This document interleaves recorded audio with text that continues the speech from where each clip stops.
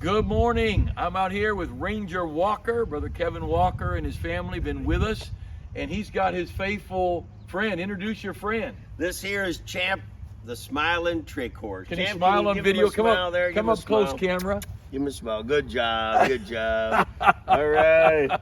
He's an American miniature horse, and he preaches a presentation of the gospel with all of his behaviors, and boy, we have a great time serving the Lord together. Oh, that's great. Well, we've been friends for many, many years. The Walkers have been with us often.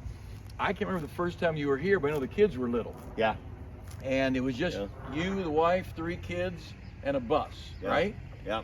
And they've been singing and going soul winning and preaching, and Brother Walker's just been faithful through the years.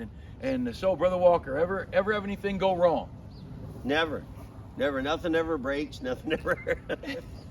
No, there's always something. There's always something going wrong. Always something going on. Everybody's got their own, trials and hardships, with what they do. But with us, it seems to be, breakdowns comes with the territory. So you got 2 buses, 2 trailers, and then a truck. And I got a truck pulling a 3rd trailer. Oh, so there's 3 trailers, a big old dually truck, nice truck, beautiful truck.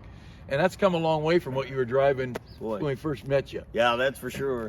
Let's just take a minute and talk about the folks that are watching this. They have trials, and so some things we could do to prepare for the trials, or things we could do in the trials to keep us going. Just give me 1 or 2, and I'll kick in 1 or 2. So what could you suggest people could do to prepare for or to endure? Yeah. Well, one thing that comes to my mind is we expect it. We know, it's going to happen because things break down and things wear out, and we can't afford new equipment. But even new equipment, breaks down. Things break down. So you just kind of plan on it, not realizing it's going to happen. And then whenever it does come, you just take it. You deal with it. What do? We had a blowout on the bus the other day going down to interstate, and we just pulled over on the side of the road and got in a safe spot.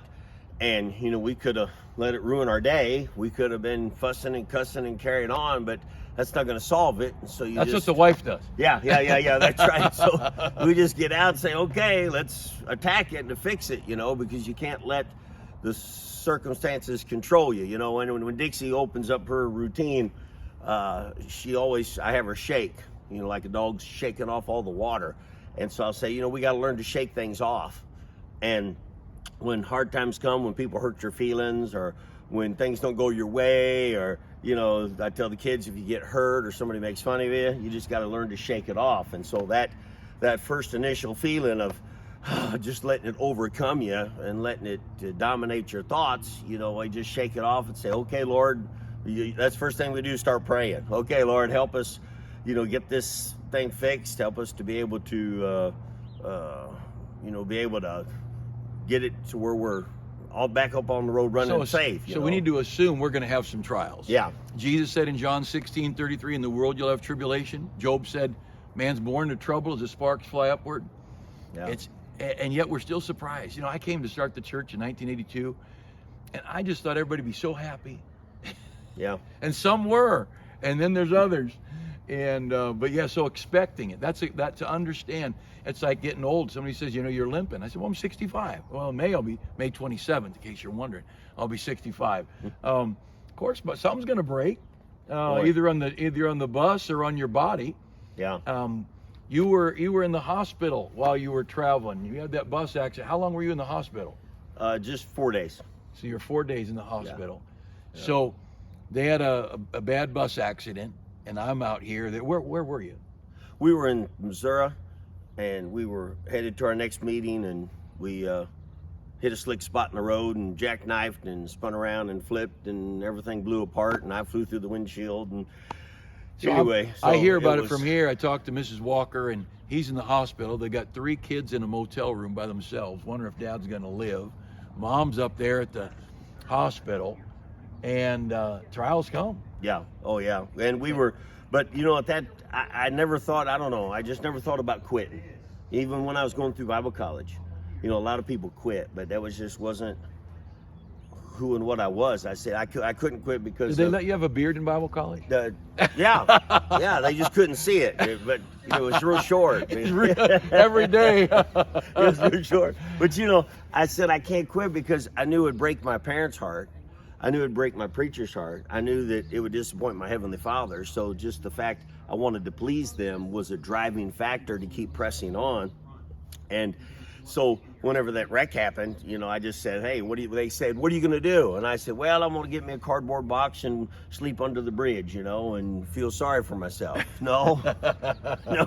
I said, we're going to get a bus and we're going to hit the road and we're going to keep going because God hasn't changed his mind. I was just determined to stay with it. That is so good. So know that trials are going to come, and preparing for the trials.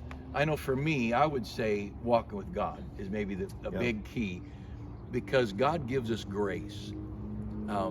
It's like loading your shopping cart with food. Bring it home, fill the pantry, fill the fridge, because days coming, you're going to need to eat. And so to walk with God, I would say, besides a walk with God, preparing for trials, knowing there's trials, walk with God. What would be something else? Can you think of another? Before the story of the storm, they said, I remember Brother Howell's preaching, you want Jesus in your boat when the storm comes. Yeah. And although the one time they didn't, he walked on the water and got to him. But what's another preparation for trials? You've been married for how many years? 36. That's the trial. Yeah. 36 years we've been married. I'd tell Loretta she's been living the dream. 36 years living the dream. But not everybody gets to live with Santa Claus their whole life. That's for sure. Tell you, we got to do something to make ends meet during Christmas, during holidays. But amen. Anyway, but that long ago, the boys come off the road to work in other ministries, and whenever they did, we were wondering, okay, I was kind of questioning God. Okay, God, are you wanting us to keep the Cowboy Carnival going? Because Loretta and I, after about 3 months of doing it by ourselves on our own, we realized, well, we're going to need some help. Oh yeah, you can't do it. In order to keep the machine going. And the Cowboy Carnival, I didn't want to shut it down because it was such a strong outreach to help get people saved. Champ's a draw, and Dixie's a draw, and the music's a draw, and the ventriloquism's a draw, but the Cowboy Carnival has a real big outreach too. And so it's like, okay, Lord, what are you doing? Because I felt like we needed to keep it going, but I knew in order for that to happen, he was going to have to give us the right kind of help. And to find somebody to marry into your family, and find somebody that believes, and go in the same direction, and especially coming on the road with an evangelist, they're really marrying into the family, And so to find somebody like that is just almost, humanly about impossible. Right. Like, where are we going to find somebody that's going to be able to be compatible? And so we just prayed. We just prayed and got everybody that we knew to pray about this need, and for the Lord to show us, either open the door or close the door. And I didn't feel he was closing the door, and then he opened up the door by giving us the Ship family. He just put them right in our path, and if we was trying to find somebody like that, we could have never found them, Well, they're a great family too. That really helped. But it was the Lord just showed us, hey, I want you to keep this thing going, and by giving us the help, and then of course gave us the truck that you mentioned a little bit ago. That was given to us, and on. And so the Lord, that encourages you right to keep going, because God's in it. And whenever you keep the main thing, when you're about trying to reach people and see people saved, God's going to bless you. He's going to take care of you. He's going to lead you and make that happen. I would encourage you that are watching, either you're in a trial, or you just got out of a trial, or you're gonna have a trial. Stay close to God, get a lot of good preaching, and pray, like he said, bring your burdens, casting all your care upon him, for he careth for you. And sometimes God does redirect, and I think like with their accident or breakdowns, I think there are times God reminds us, you ain't gonna do this without me. Yeah. And some of the biggest burdens we have, I don't think the burden's important. I think it's my heart. I need to be reminded, you know what? You're not so hot. Yeah, that's true. We get full of ourselves. Oh, we get full of ourselves. And I remember that verse. I love that verse in Numbers where he says, I led you through that great and terrible wilderness to humble you. That's all. Yeah. All that wilderness was just about, you just remember you're nobody without me. Yeah.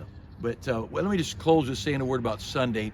I didn't put this in any of the morning moments yet. We had a great time. What do you think you had Sunday? 150 kids or somewhere around there? Oh yeah, easy. Yeah. Bunch of our, not all the kids, but most of the kids were in an outdoor service, an outdoor children's church, and Brother Walker and the horse and the team and our children's director, Matt Peterson, my son-in-law, he said, I wish I'd had a video because there's so many teaching principles. Yeah. And now probably that's all in your video of Champ and the, right? I haven't seen that video yet. Yeah. So they would, if somebody's teaching and they wanted to see some of the stuff you did, they could get that video, right? Sure. Yeah. So I don't know, get a hold of, is there a website or something? roundupministries.com. Okay. So roundupministries.com, because there's terrible teachers. You've been to church board, Stiff, and it's not they're bad people. It's just they're boring. Yeah. But I didn't get to see it, but Brother Matt was saying what a great thing, the whole thing from beginning to end, how good it was. But I think we had 37 people trust Christ, adults and young people alike. And then afterwards, right behind me, we had the carnival set up, and we had food and carnival fun, and we had people saved out there visiting adults come and got saved. And we baptized a guy Sunday morning that we led to Christ Thursday night, knocking on doors. And we still believe in knocking on doors and passing out tracts and witnessing. We're not just a flyer passing out. We passed out a bunch of flyers. Yeah. We had visitors Sunday, and I said, how'd you end up coming? They said, we got a flyer at Walmart. That's all. Just somebody give them a flyer. You know what I liked about your flyers? They're one of the few churches that will take and put the gospel on it, so it's double-sided. Yeah. To where one side's got the flyer, but then the other side's got the gospel, and it was effective. I was so glad. I've told our staff years ago, I said, we're not going to pass out 1,000 or 5,000 pieces of paper and not have Jesus on it. Yeah. You know, we want the gospel, and we had done that. We passed out flyers with no gospel, and I thought, man, these are all over town, and nobody even cared to bring up Christ. And so we try. I don't know if we've ever missed, but anyway, thank you for being with us. And you that are different parts of the country, the Walkers travel the whole country. And I'll tell you, they're faithful. They never miss their doctrine. They're straight in their life. And again, I've known he and Mrs. Walker was in college with me. And you were a year or two behind her. You got kicked out. I don't know what something it was. like that. But I would ask just in closing, if you'd take time to pray for the Walkers. They're traveling all the time. And pray for safety and pray for the Ship family. They've got 3 kids on the road. They're raising in a bus. Yeah. You did that, and it's work. You know, it's a whole. I took the whole group this week picking fruit. I'm guessing. Any idea how much fruit do you think we picked? Like you had to pick 20 pounds, 30 pounds? Oh yeah, easy. I bet among us big bags. There was about 8 or 10 of those bags. Yeah. I'm thinking we picked 200 pounds of citrus, yeah, lemons, oranges, tangelos, and then giant grapefruit from my mom's place. And we had a good time. Then we got in, and my mom had homemade cookies. And anyway, blessing. Thanks for being with us, Brother Walker. We love you, and hope you'll pray for the Walkers and the Ship family as they travel. Thanks for taking some time with us today.